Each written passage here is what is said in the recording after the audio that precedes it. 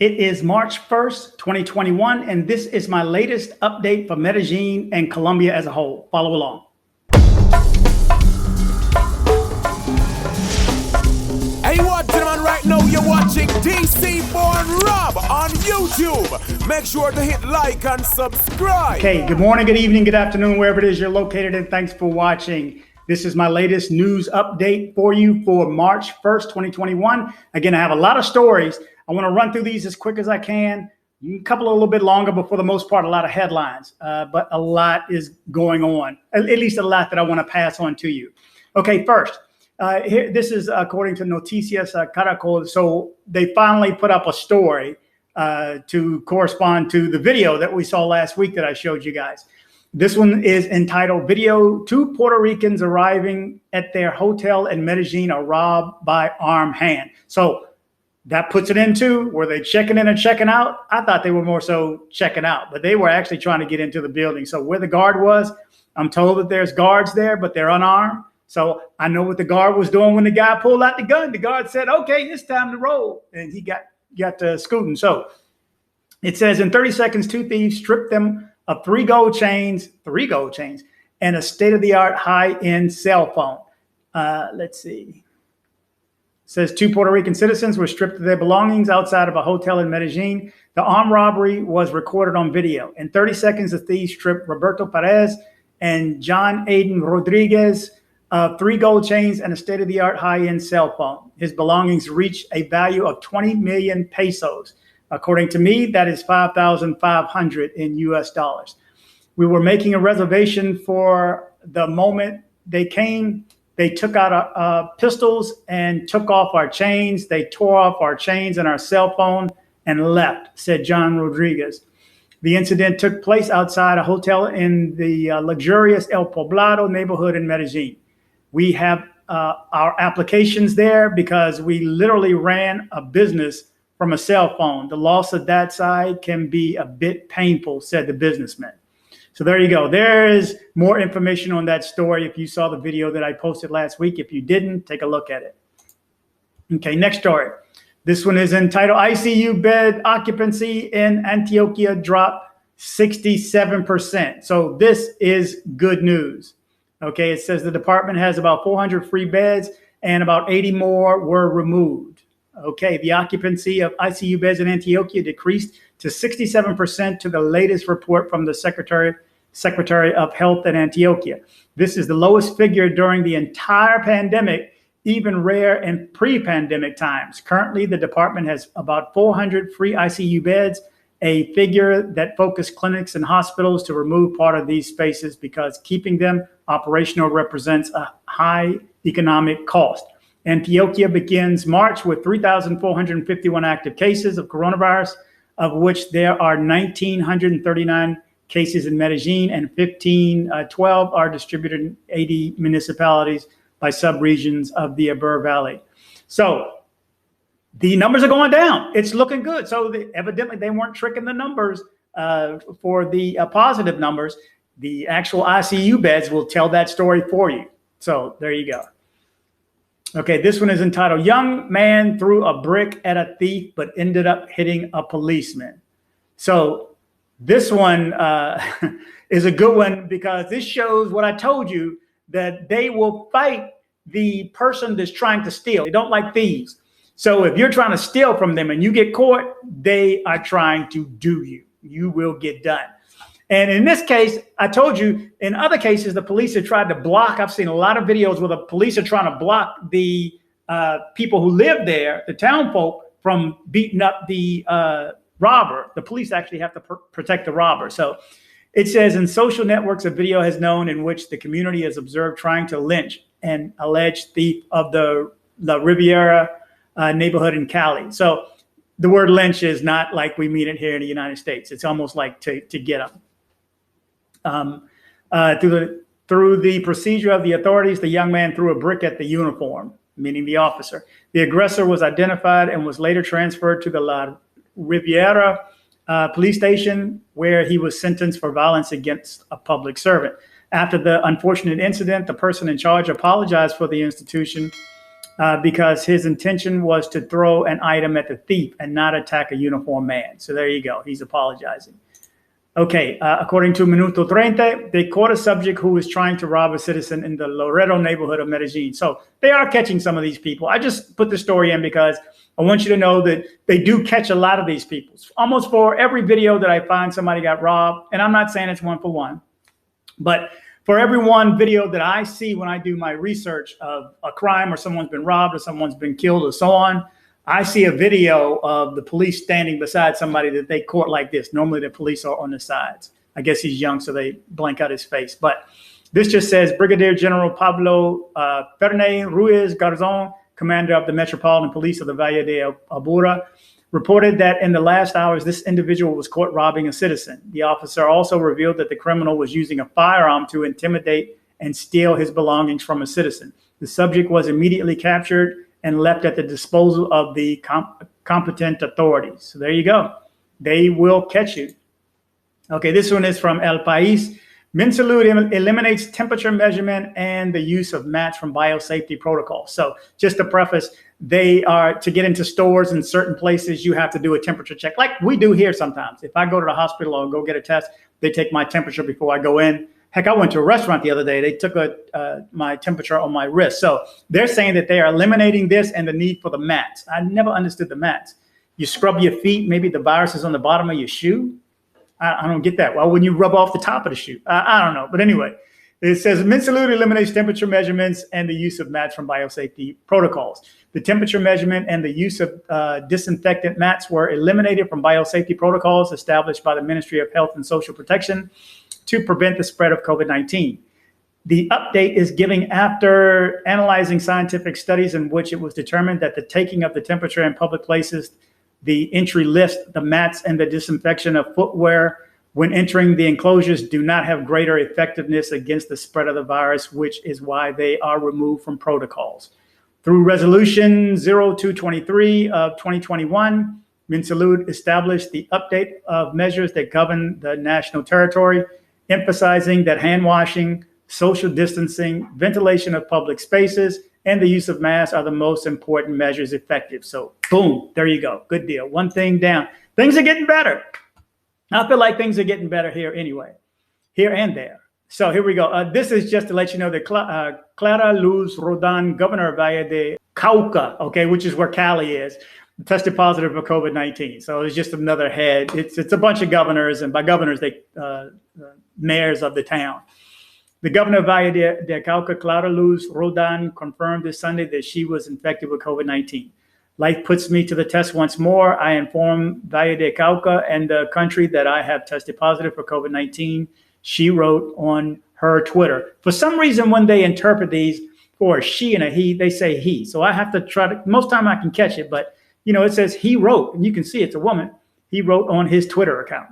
It messes up the she and he. She recently overcame non-Hodgkin lymphoma cancer and disease that was discovered and treated since September 2020. So there you go. We wish her well. Best wishes. Okay, here's one. Learn about the international flights that Avianca suspended from Medellin. Okay, this is as of March 1st.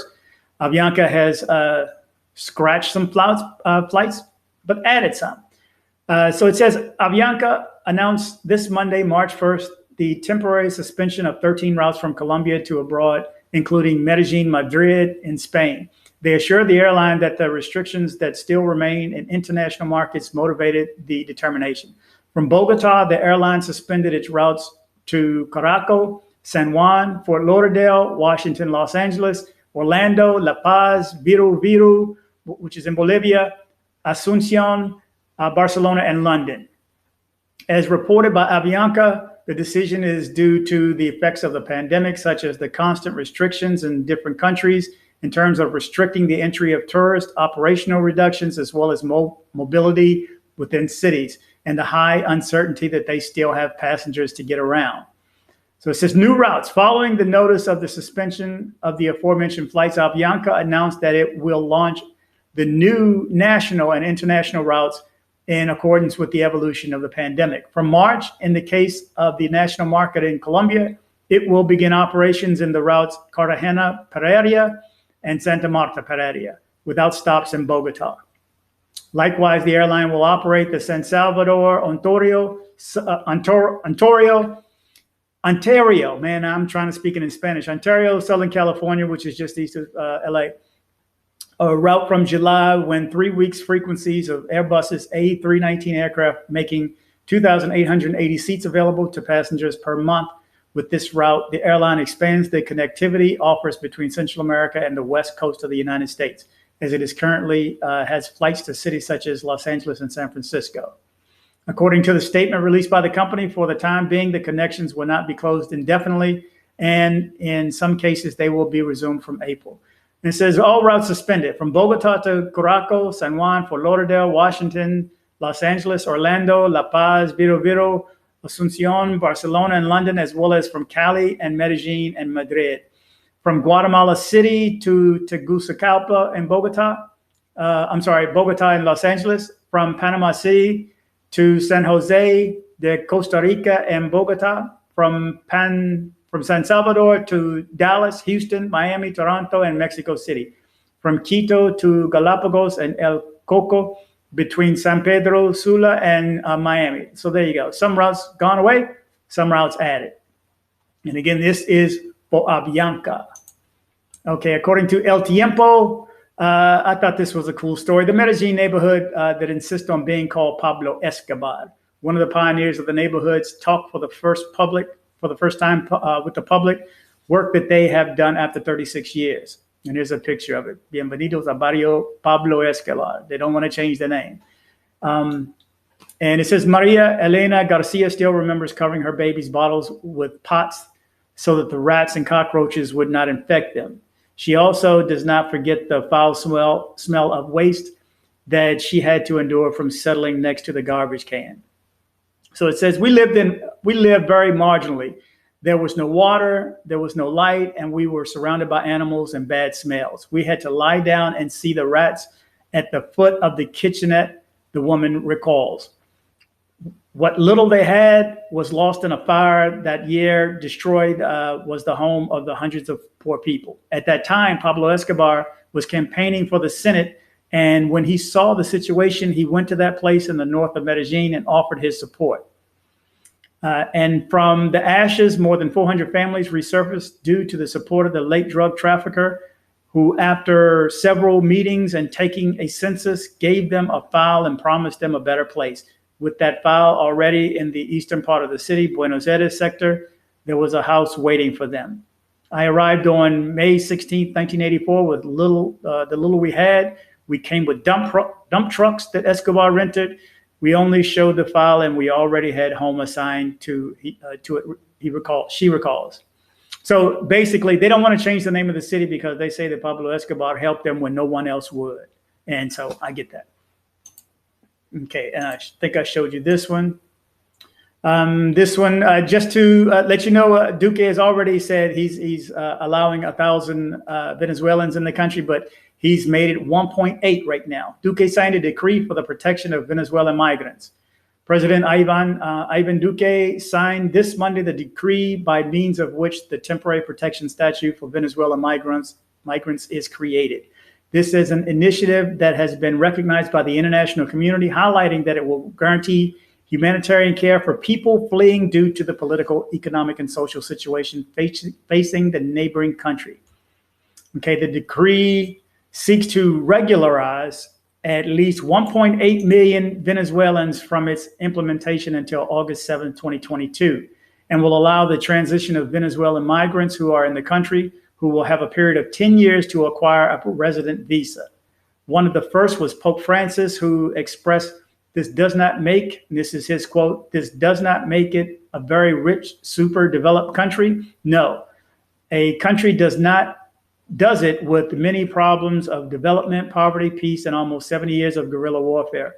But even with this problem, it had the courage to look at these migrants and draw up this statute, stated the pontiff, who also stated, thanks to Colombia, thanks. So even the Pope is giving Duque the props on this one for helping the Venezuelans. They're having a rough time out there. Okay, and just a quick note in between the last few stories. I want to make sure that everybody stops by Brooklyn's restaurant and see Chef Jay when you get to Medellin, Colombia. This is a needed stop. This is a needed stop, as well as a stop at Sweet Georgia Cafe, whichever one.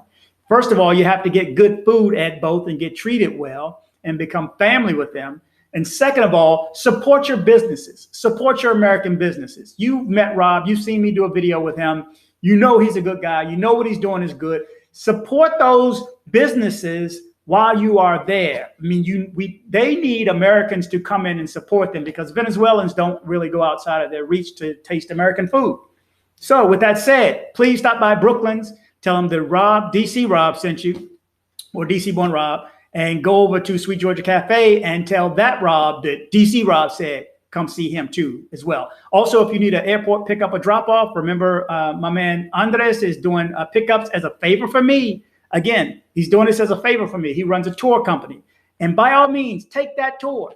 Take that tour to Comuna Ocho and go up the El Faro neighborhood and see what life is like. And proceeds from that, also from Chef Jay at Brooklyn's, a certain percentage, and from the airport pickup and drop-offs is going to that charity. And that is my charity for my channel, the El Faro neighborhood of Comuna Ocho. You need to do this tour, okay? Okay, back to this one. Medellin begins March with a good to moderate. This has to do with air quality, okay? Air quality in Medellin is between good and moderate. In March, the highest pollution peaks are expected in the Aburra Valley, as it is traditionally the case. It does get bad. When you look out your window some days, it's like, really? And, you know, people normally frown on rain, but sometimes that rain is a good thing. And it only lasts an hour, 2 hours, and brushes all the pollution away. So that does help. It says Medellin begins March with a good to moderate air quality, despite the fact that it is 1 month since the start of the environmental management period. So they're trying to do something about it. According to the Aburra Valley early warning system, during the morning of first Monday, all the stations in the north of the metropolitan area have good quality reports, and those in the center of the south have low levels of contamination. The stations of the townships of Santa Elena and San Cristobal also have good air quality as well. So there you go.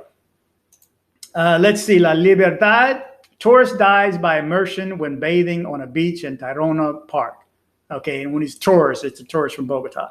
But, and you can see they're on the beach trying to resuscitate him. In the afternoon of this Sunday, the death of a tourist was recorded in Tayrona Park when he bathed on the beach of the national tourist destination located in Santa Marta, Magdalena. The man bathed in the company of other people in the San Juan beach belonging to the aforementioned park, and it was learned, according to local media, that lifeguards gave him help but were unable to save his life. The man was identified as Cesar Augusto Bolaño Garcia, 33, a native of Bogota who apparently suffered from a cramp when he was in the water and died from immersion. He drowned. So good vibes to his family and prayers. El Informador, this one states that they rescue a tourist who had been trapped in the rocky area of Playa del Amor. And I have video of this one, but you see the rocks right there. Okay, crew members from the Santa Marta Coast Guard station successfully rescued a young tourist at a time when, during a walk in the rocky area of Playa Amor, he lost his way and the location of his companions, making it impossible for him to return to safe harbor.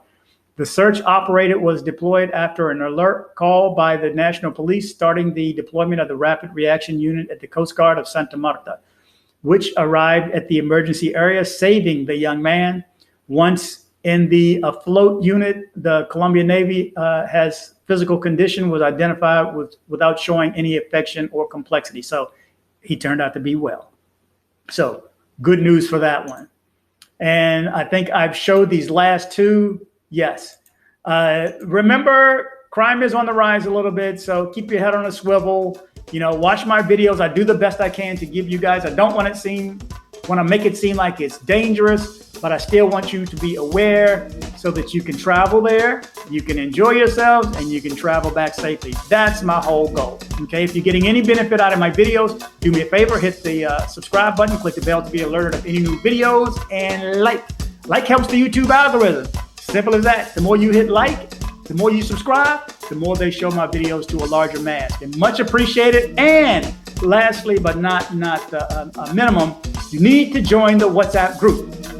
Join the WhatsApp group. Shoot me your name and your phone number to dcbornrobgroup@gmail.com, dcbornrobgroup@gmail.com, and join the group. We are at probably 180 something members right now. By Wednesday, within a couple of days, easy at this rate that we're going right now, we'll be over 200 strong by then. And I do have another platform waiting to roll out, hopefully within this week. So anyway, follow along. Thanks for watching, guys. Be safe. We have a YouTube channel, like it. Please comment and share if you like the video. Please subscribe and kick the bell.